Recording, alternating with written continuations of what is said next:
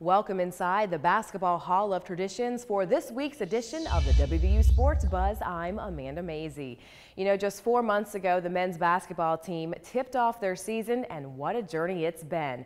And now it's time for the final home game this Saturday against Oklahoma State at 2 p.m. WVU will honor its seniors in front of a sold-out crowd. Now, last weekend, the women's basketball team honored its seniors, and they also had a thrilling come-from-behind overtime victory against Texas in their final home game at the Coliseum this season. Well, now it's Big 12 tournament time. It's postseason time as the ladies head to Dallas this weekend. We need to win these last few games, especially a couple games in the tournament, and I expect us to turn things around and turn our energy up. You guys have played pretty well on the road this year. You've seen all these teams, Crystal. You know, what kind of edge do you think it has, especially with all the success this program has had in the Big 12 so far? Well, being able to play each team twice and then going to the tournament, we have like an advantage, you know, to see what we can improve to get the win, or, you know, weaknesses we can work on, you know, so yeah. Let's talk about your relationship. This is pretty special. You all have been playing together for 10 years. This is your senior season. Crystal, I'll start with you. What's it been like to actually have a teammate and a friend for so long on the same team? It's been exciting, and just having someone I can always go to no matter what from day one. It's just a great feeling. I'm just glad I was able to come here with her. What about you, Linda? What would you say about your relationship together? I mean, basically the same thing. Not too many people get to go to the same school as their best friend. It's been amazing 10 years, especially 4 years in college together. And I think we've even grown even more as a relationship as friends. And it's just been exciting. Are you guys going pro together? We hope so. We're saying it here first.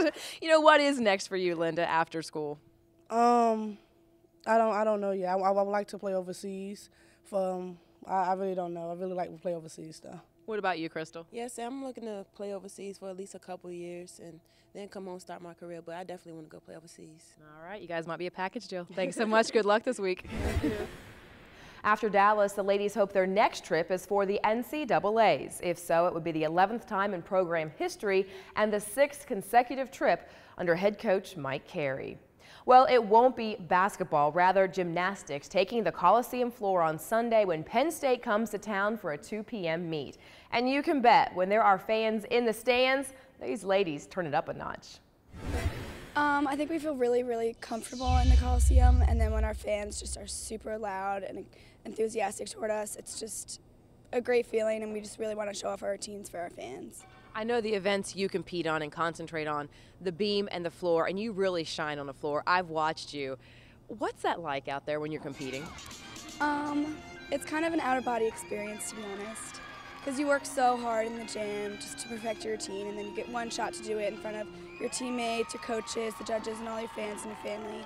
So it's, I don't know, it's kind of like a dream come true to be able to compete in the Coliseum.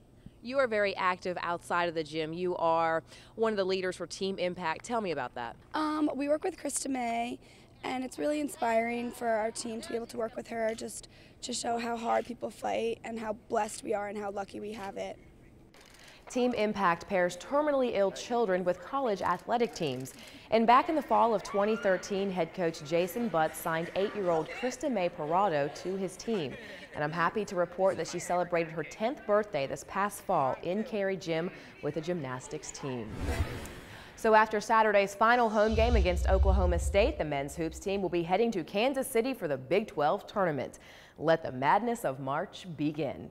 Next week on the WVU Sports Buzz, I'm talking rowing, rifle, and baseball. I'll see you then.